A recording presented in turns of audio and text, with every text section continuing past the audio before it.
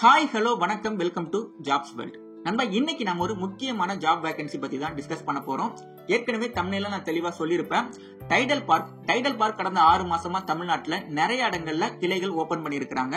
So இந்த tidal பார்க்ல எப்ப வேகன்சி போடுவாங்க அப்படின்னு கடந்த ஒரு 6 மாசமா நிறைய பேர் என்கிட்ட கான்டாக்ட் பண்ணி கேட்டுக்கிட்டு இருந்தீங்க. நேத்து ஒரு 8 விதமான நோட்டிபிகேஷன் வெளியிட்டு இருக்காங்க. இந்த 8 விதமான நோட்டிபிகேஷன்லயும் 8 விதமான வேகன்சி அவைலபிளா இருக்குது.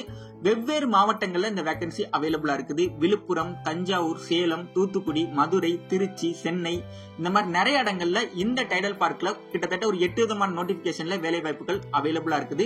இந்த வேலைக்கு அப்ளை பண்றதுக்கான வழிமுறை என்ன, இந்த வேலையில எப்படி அப்ளை பண்றது, யாரெல்லாம் இதுக்கு எலிஜிபிள் அப்படிங்கிற டீடைல்ஸ் நோட்டிபிகேஷன்ல தெளிவா கொடுத்திருக்காங்க. இந்த வேலைக்கு அப்ளை பண்றது நம்ம ஆன்லைன் மூலமா தான் அப்ளை பண்ண முடியும். ஆனா இவங்க எதுவும் வெப்சைட் மூலமா அப்ளை பண்ண சொல்லல. உங்களுடைய மெயில் மூலமா தான் உங்களுடைய அப்ளிகேஷன் ஃபார்ம் அவங்களுக்கு அனுப்ப வேண்டியது இருக்கும். சோ எப்படி அப்ளை பண்றது, யாரெல்லாம் எலிஜிபிள், இந்த வேலைக்கு அப்ளை பண்றதுக்கான அந்த ப்ரொசீஜர் என்ன அப்படிங்கிற எல்லா டீடைலையும் தெளிவா நான் உங்களுக்கு சொல்லி கொடுக்க போறேன். வீடியோவை முழுமையா பாருங்க. இந்த அப்ளை பண்றது கொஞ்சம் வித்தியாசமா இருக்கும். சோ தெளிவா பாத்தீங்கன்னா மட்டும்தான் இந்த வேகன்சிக்கு நீங்க தெளிவா அப்ளை பண்ண முடியும். யார் எலிஜிபிள் அப்படிங்கிற டீடைலையும் நான் உங்களுக்கு தெளிவா சொல்லிடுறேன். ஃபர்ஸ்ட் ஒரு 8 நோட்டிபிகேஷன் அவைலபிளா இருக்குது. இந்த 8 நோட்டிபிகேஷன்ல என்னென்ன வேகன்சி அவைலபிளா இருக்குங்கிறத நான் ஒரு ஓரலா சொல்லிடுறேன் உங்களுக்கு.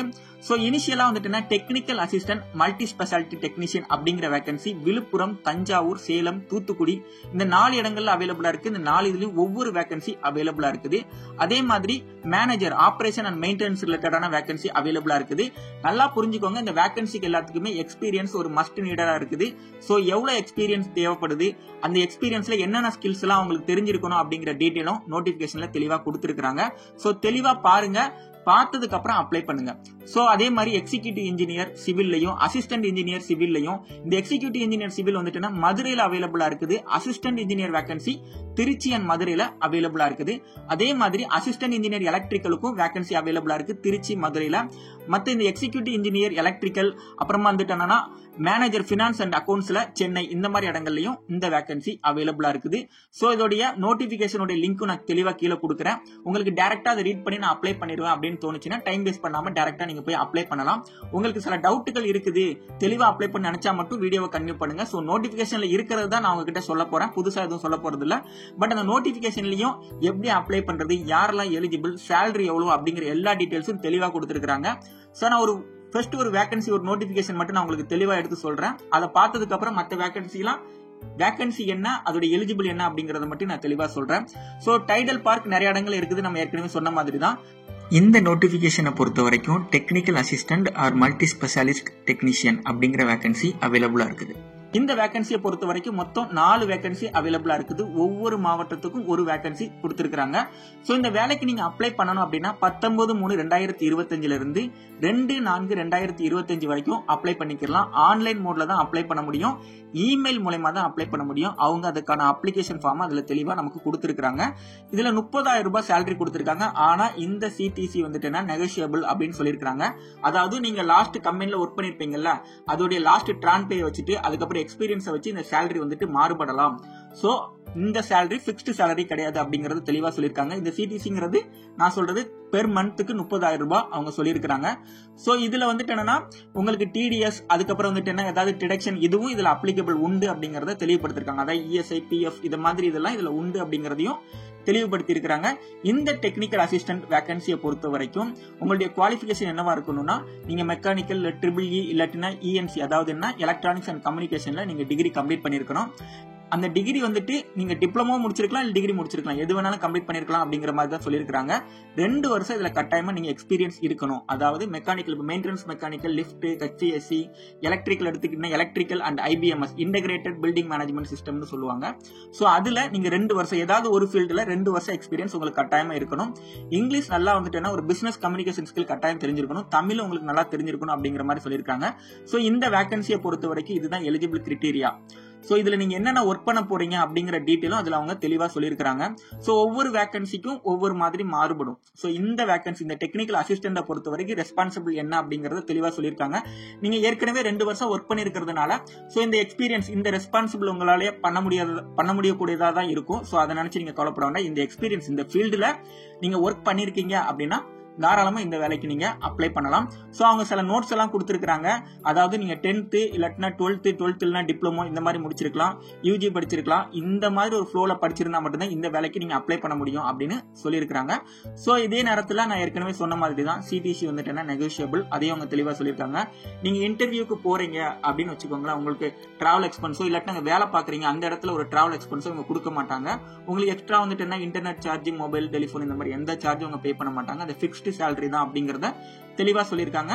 அதே மாதிரி இந்த டைடல் நியோவை பொறுத்த வரைக்கும் நீங்க டெப்டேஷனுக்கு வேற இடங்கள்ல வேலை பார்க்கறதுக்கு தயாரா இருக்கணும்.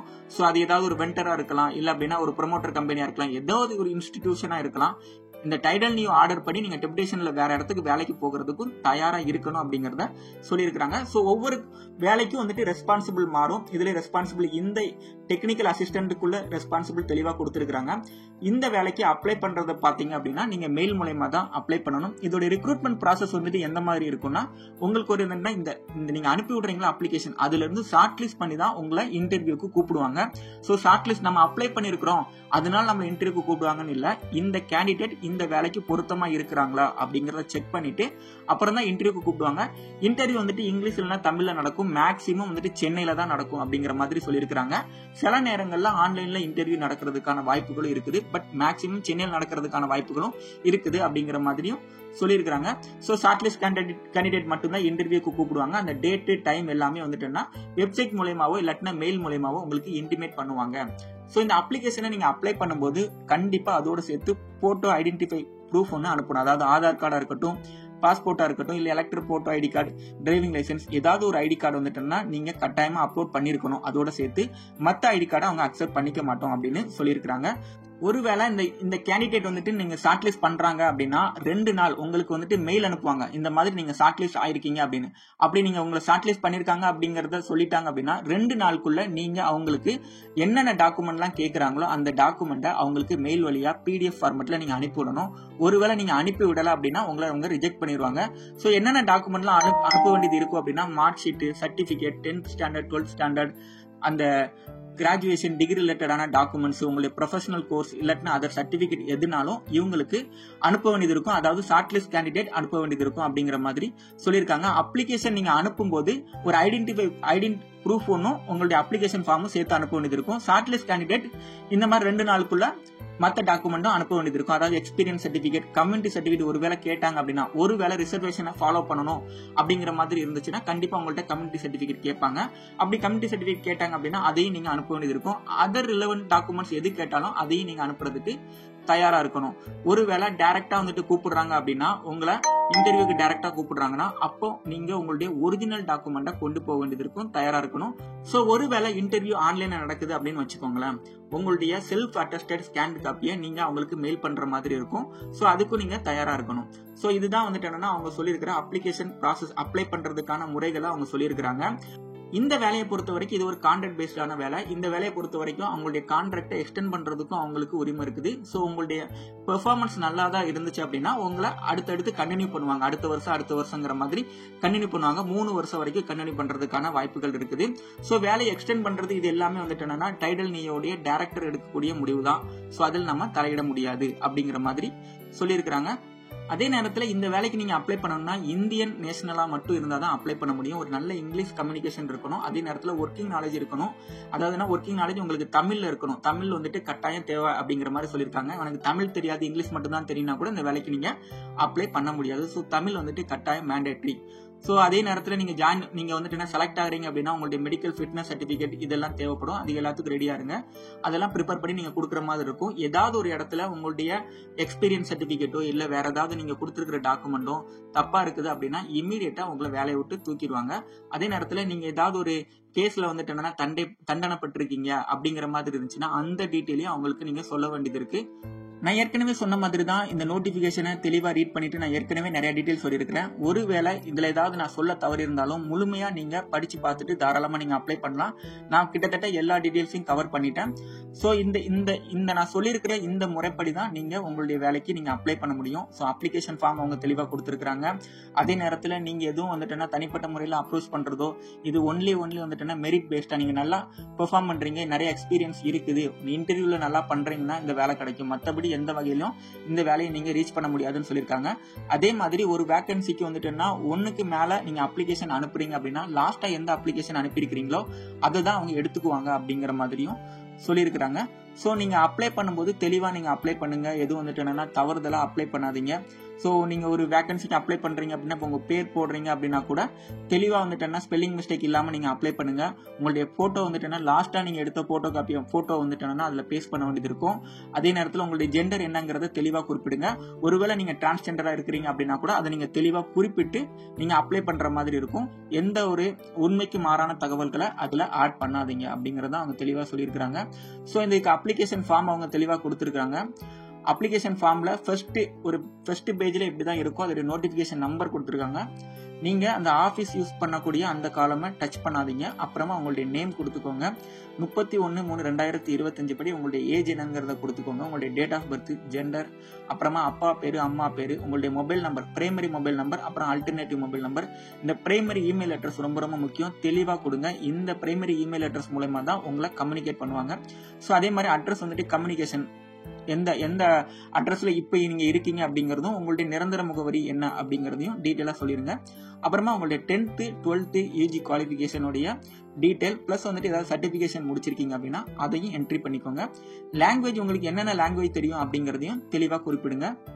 உங்களுடைய எக்ஸ்பீரியன்ஸ், அதாவது எக்ஸ்பீரியன்ஸ் சர்டிபிகேட் பக்காவா வச்சிருக்கீங்க, அந்த எக்ஸ்பீரியன்ஸ் சர்டிபிகேட் தெளிவா இருக்குதுன்னா மட்டும் இதுல என்ட்ரி பண்ணுங்க. பட் மினிமம் எக்ஸ்பீரியன்ஸ் கட்டாயமா இருக்கணும். ஒருவேளை எக்ஸ்பீரியன்ஸ் இல்ல அப்படின்னா நீங்க எலிஜிபிள் இல்ல அப்படிங்கறதையும் தெளிவா தெரிஞ்சுக்கோங்க.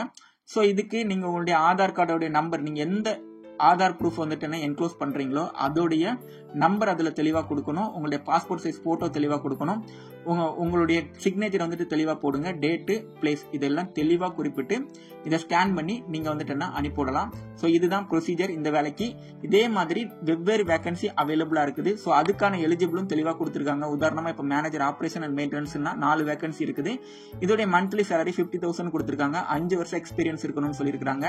EEE மெக்கானிக்கல் ENCல நீங்க கிராஜுவேட் இன்ஜினியரிங் முடிச்சிருக்கணும் அப்படின்னு சொல்லியிருக்காங்க. இதுக்கப்புறம் உங்களுடைய ரெஸ்பான்சிபிள் என்ன அப்படிங்கறதையும் தெளிவா கொடுத்திருக்காங்க. அந்த மெயில் ஐடியை தெளிவா பாத்துக்கோங்க. hr@tidalpark.com இதுதான் உங்களுடைய மெயில் ஐடி. இதே மாதிரி ஒவ்வொரு வேகன்சி, எக்ஸிகியூட்டிவ் அசிஸ்டன்ட் வேகன்சியை பொறுத்த வரைக்கும் இதுல 4 வேகன்சி இருக்குது.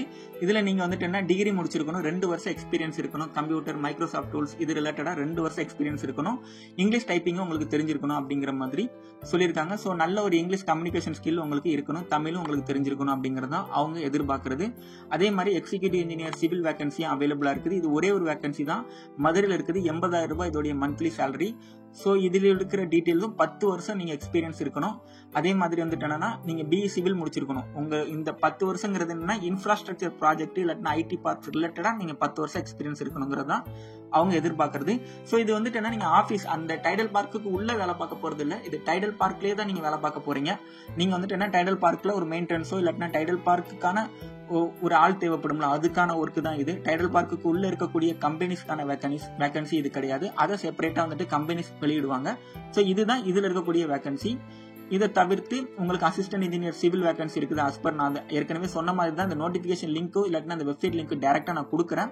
இந்த வீடியோ ரொம்ப லென்த்தா போய்கிட்டு இருக்குது. சோ அதனால நான் ஒரு ஷார்ட்டா சொல்லிடுறேன். அசிஸ்டன்ட் இன்ஜினியர் வேகன்சி அவைலபிளா இருக்குது. எலக்ட்ரிக்கல்ல அஸ்யூஷுவல் தான், நீங்க EEE கண்டிப்பா முடிச்சிருக்கிற மாதிரி இருக்கும். 5 வருஷம் எக்ஸ்பீரியன்ஸ் இருக்கணும். எல்லாமே நீங்க வந்துட்டு இன்ஃப்ராஸ்ட்ரக்சர் ப்ராஜெக்ட்ல இல்ல IT பார்க்ல வேலை பார்த்திருந்தீங்க அப்படின்னா உங்களுக்கு அதுல ஒர்க் பண்ணியிருந்தா மட்டும்தான் இந்த எக்ஸ்பீரியன்ஸ்க்கு நீங்க எலிஜிபிள் அப்படிங்கறதையும் தெளிவா நீங்க புரிஞ்சுக்கிட்டு அப்ளை பண்ணணும். அதே மாதிரி அதுக்கப்புறம் தான் சூப்பரிண்டெண்டிங் இன்ஜினியர், எக்ஸிகியூட்டிவ் இன்ஜினியர் இந்த மாதிரியான வேகன்சியும் அவைலபிளா இருக்குது. ஸோ அதையும் நீங்க தாராளமா பார்த்து அப்ளை பண்ணிக்கலாம். இதுவும் ஒரே ஒரு வேகன்சி தான். Monthly salary 1 lakh per annum 1 lakh per month கொடுக்குறாங்க. இதுலயும் வந்துட்டு உங்களுடைய CTC வந்துட்டு நெகோஷியபிள் தான். 10 வருஷம் எக்ஸ்பீரியன்ஸ் இருக்கணும், கிராஜுவேட் BE EEE கம்ப்ளீட் பண்ணிருக்கணும் அப்படிங்கறத தெளிவா சொல்லியிருக்காங்க. இந்த ரெஸ்பான்சிபிள் மற்றபடி டீடைல்ஸ் எல்லாமே ஒரே இதுதான். ரெஸ்பான்சிபிள் வேறுபடலாம், மற்றபடி அப்ளிகேஷன் ப்ராசஸ் வந்துட்டு ஒரே தான். அதுல எந்த சேஞ்சஸும் கிடையாது. அப்ளிகேஷன் ஃபார்ம் அந்த நோட்டிபிகேஷன் நம்பர் மட்டும் மாறி இருக்கும். மற்றபடி வந்துட்டுன்னா அதே டீடைல் தான். அதே டீடைலை என்ட்ரி பண்ணி நீங்க தாராளமா அப்ளை பண்ணிக்கலாம். ஸோ இதுதான் ப்ரொசீஜர். ஸோ மறக்காம அப்ளை பண்ணிருங்க, மிஸ் பண்ணாதீங்க. இந்த வேகன்சி வந்துட்டு என்னன்னா ரொம்ப ஒரு முக்கியமான வேகன்சி. ஸோ ஒரு வந்துட்டு என்னன்னா ஒரு நல்ல ஒரு ரெப்யூட்டடான ஒரு கம்பெனில ஒர்க் பண்ண நினைக்கிறீங்க, உங்க சொந்த ஊர்லயே வேலை பார்க்கணும்னு நினைக்கிறீங்கன்னா இந்த வேலையை மிஸ் பண்ணாம அப்ளை பண்ணிருங்க. இதுல நான் முக்கியமா சொல்ல நினைக்கிறது என்னன்னா, இந்த வேலையில இந்த வேலை ரிலேட்டடா வேற ஏதாவது டவுட்ஸ் இருக்குது, வேற ஏதாவது நான் மிஸ் பண்ணியிருந்தேன் அப்படின்னா கீழே கமெண்ட் செக்ஷன்ல கமெண்ட் பண்ணுங்க. கட்டாயமா அதுக்கு நான் ரிப்ளை பண்ணிடுறேன். இந்த வேகன்சிக்கு நீங்க அப்ளை பண்ணிட்டு ரிப்ளை வந்துச்சு அப்படின்னா கூட இன் ஃபியூச்சர்ல எனக்கு கம்யூனிகேட் பண்ணுங்க. இன்டர்வியூ எப்படி நம்ம வந்துட்டு என்ன கிளியர் பண்றது அப்படிங்கிற டீடைல் பத்தி கட்டாயமா ஒரு வீடியோ போடலாம். தேங்க்யூ நண்பா, தேங்க்யூ ஃபார் வாட்சிங்.